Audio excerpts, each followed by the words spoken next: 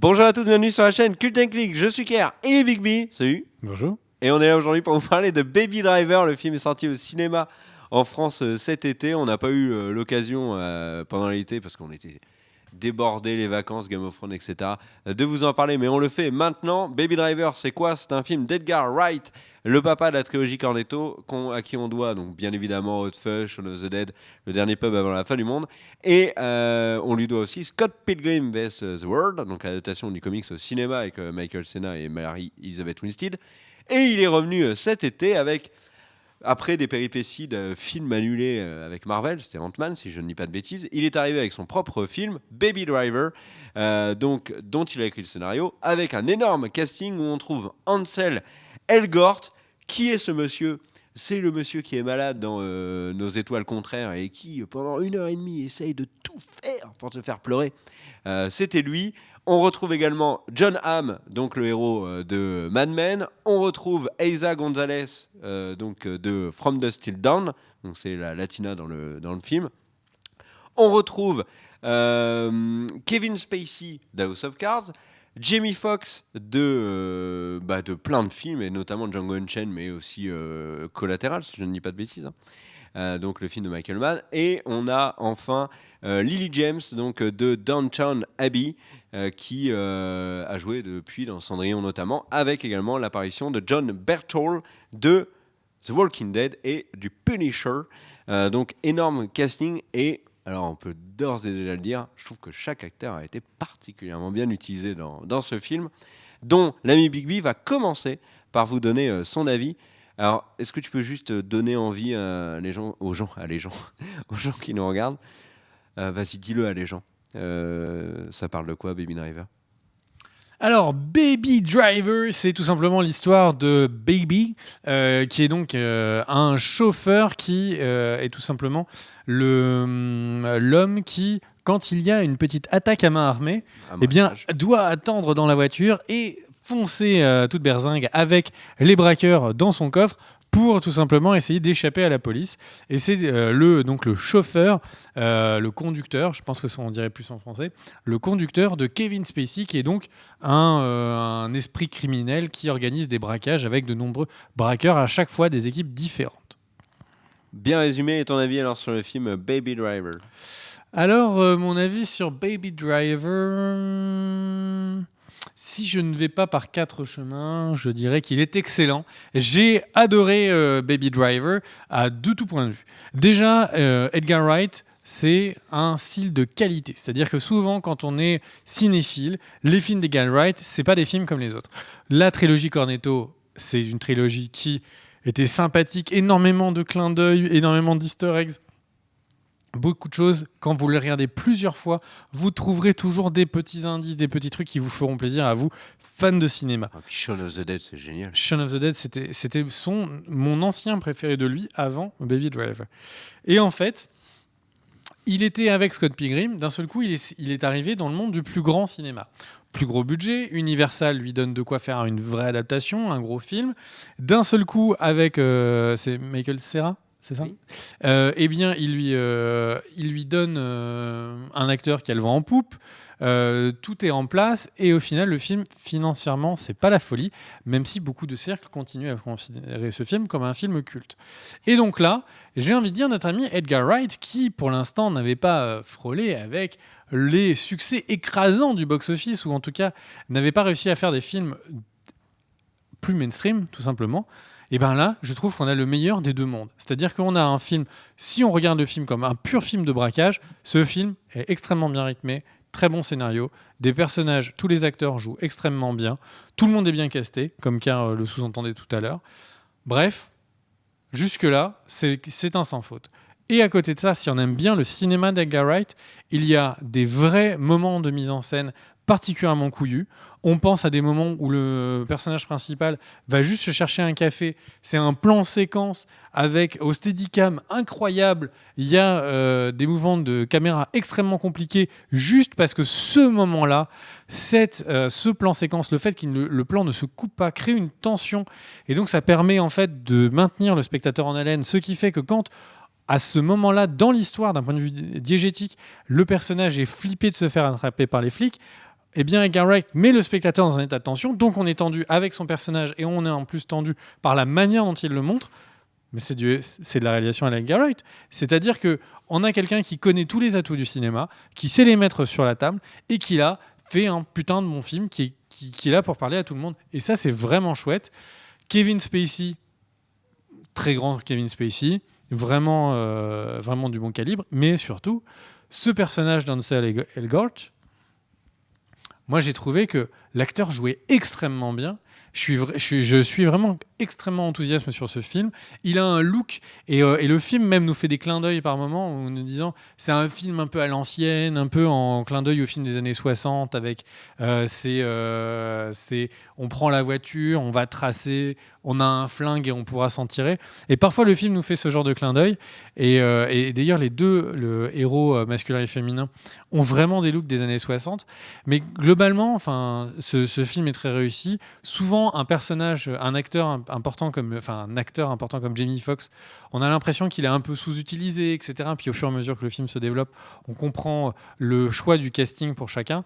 Bref, un film qui marque, à mon avis, vraiment une étape dans le cinéma d'Edgar Wright, qui sait mettre toute sa cinéphilie, toute sa connaissance du cinéma au service d'un vraiment film pour tout public. C'est après tout ce qu'on voyait dans les premiers Spielberg, c'est-à-dire c'était le smart fun, c'est-à-dire qu'on a un film qui est fun, qui est là pour vraiment être le film de l'été, un blockbuster qui va parler à tout le monde, mais à côté de ça, quelque chose qui reste intelligent dans chacune de ces scènes, par la réalisation. Les personnages sont tous intelligents, il faut le faire remarquer.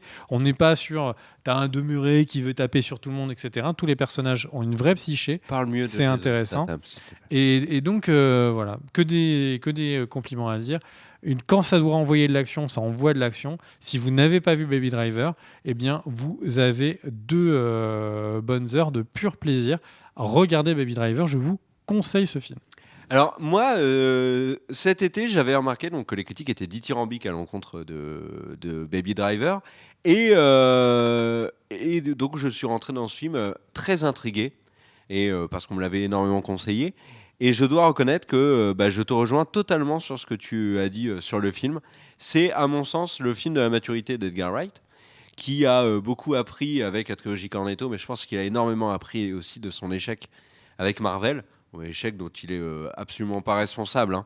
Son échec, Skull Pilgrim, je pense, le plus. Parce que c'était un vrai film dans lequel il a mis beaucoup de lui-même et qui s'est vraiment viandé. Je pense que la mésaventure avec Marvel l'a aussi beaucoup. Il a beaucoup appris de cette mésaventure-là.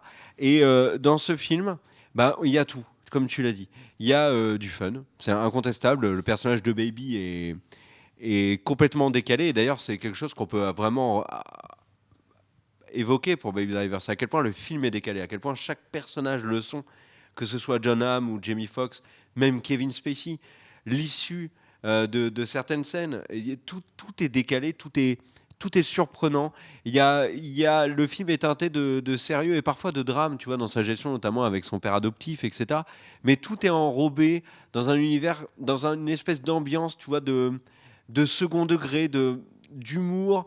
Un petit peu noir. Enfin, vraiment, le film est très décalé, un peu comme l'était, même complètement comme l'était la trilogie Cornetto. Et ça, j'étais ravi de retrouver ça dans Baby Driver. Mais surtout, le film, il n'y a rien qui est laissé au hasard. Tu parles du plan séquence. Il va chercher des cafés, la scène est géniale. Il y a un briefing de braquage, la scène est géniale parce qu'il écoute la musique, parce que. Il n'y a rien dans ce film qui est laissé au hasard. Et il n'y a à aucun moment Edgar Wright te lâche la main et te dit bon là t'as 30 secondes si t'as envie de penser à ce que tu vas manger. Ouais, j'avais pas trop d'idées donc on fait vite. Il y a aucun moment comme ça. Oui, exactement. C'est vraiment le film au début, scène d'intro. T'as Baby dans la voiture, il démarre la voiture, il te prend la main, il te met sur le siège, il te dit je te relâche à la fin et à aucun moment t'as envie de il n'y a plus rien qui existe à part Baby Driver. Le film est pour ça très efficace, le scénario est solide, le casting est vraiment très bien. Eiza Gonzalez qui joue la bimbo de service dans From Dusk Till Dawn, elle est vraiment chouette dans ce film-là. Lily James, excellente encore une fois, mais Lily James est toujours très douée. Et alors, il y a un truc que j'ai trouvé très fort dans ce film, c'est la relation donc entre Baby et Lily James. Elle est incroyable. En 5 minutes, elle est là comme si elle avait toujours existé. Ouais. Elle est d'une force. Mais j'étais sur le cul. La relation est simple et mignonne. Ouais, mais elle fonctionne, elle est solide, tu vois. Kevin Spacey, il a un personnage. Enfin, ça m'a fait vraiment plaisir de revoir Kevin Spacey dans un autre rôle que Frank Underwood. Parce qu'il y a énormément de monde qui oublie que Kevin Spacey, c'est Lester Burnham notamment, c'est LA Confidential. Bah, Lester, c'est. Ouais. J'ai vu ta bouche bouger, j'ai cru que tu allais spoiler un truc. Non. C'est Kevin Spacey, c'est plein d'autres rôles. C'est Capax, c'est Seven, etc. Tu vois, ça, c'est Kevin Spacey, c'est pas que Frank Underwood. Et ça m'énervait énormément qu'un acteur aussi gigantesque que lui puisse être utilisé soit dans Comment j'ai tué mon boss, soit dans House of Cards. Il est très bien dans House of Cards, il n'y a pas de problème, mais il a un rôle qui est dans un cadre, point barre, c'est un salopard, et la série aujourd'hui ne prend plus de nuances. On en avait parlé sur la chaîne pour la saison 4 de House of Cards, la 5 d'ailleurs, et même la 4. Mais là, il a un rôle qui est complètement différent, tu vois, qui est vraiment intéressant. Jamie Foxx aussi. Enfin, tout le casting, c'est ça. Le film, moi, m'a vraiment, vraiment beaucoup plu. Et tout ce que j'aurais pu rajouter, tu l'as déjà dit. Donc je pense que là, pour le coup, on est complètement d'accord sur Baby Driver. C'est vraiment un distributeur à bonheur qui dure 2 heures. Sauter dessus, quoi. Vraiment sauter dessus. Et un élément qui ne trompe qui trompe que très rarement, le film a atteint ses 50 millions de dollars en très peu de temps, en 11 semaines d'exploitation, C'est beaucoup. et il était 618e sur le classement mondial. Donc ce qui n'est pas un démarrage incroyable. Non, mais c'est un petit film. C'est un beau démarrage, mais c'est pas un démarrage incroyable. Par contre, pour atteindre ses 100 millions de dollars, il a fait 47 semaines d'exploitation, 47 jours d'exploitation.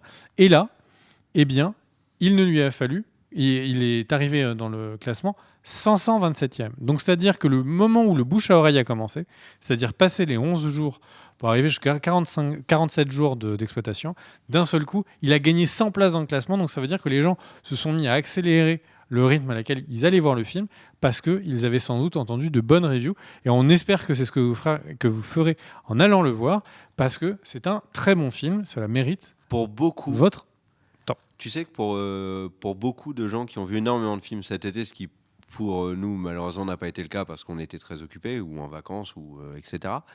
Pour beaucoup de gens qui ont vu beaucoup de films cet été, c'est Baby Driver le meilleur. Je suis d'accord. Mais vraiment, mais tu sais, des gens qu'on... Parce qu'on n'en avait pas encore parlé sur la chaîne, mais cet été, il y a eu 2 films qui ont vraiment surpris et d'autres qui ont plu aussi beaucoup. Les 2 qui ont surpris, c'était Baby Driver, l'autre c'est La planète des singes, Suprématie. Mais Baby Driver était toujours premier ou deuxième avec La planète des singes. Et c'est pas étonnant, en ayant vu Baby Driver, parce que je pense vraiment que c'est un des meilleurs films de l'année 2017 pour l'instant. Très bien. Eh bien, écoutez, n'hésitez pas à regarder la vidéo demain, une prochaine vidéo sur la chaîne. On vous dit pas ce que c'est, surprise. Et toi, mon cher Pierre, qu'est-ce que tu voulais dire en mot de la fin ? Rien. Regardez Baby. Très bien. Merci à tous. N'hésitez pas à laisser le petit pouce. Et ciao. Des bisous. Let's go!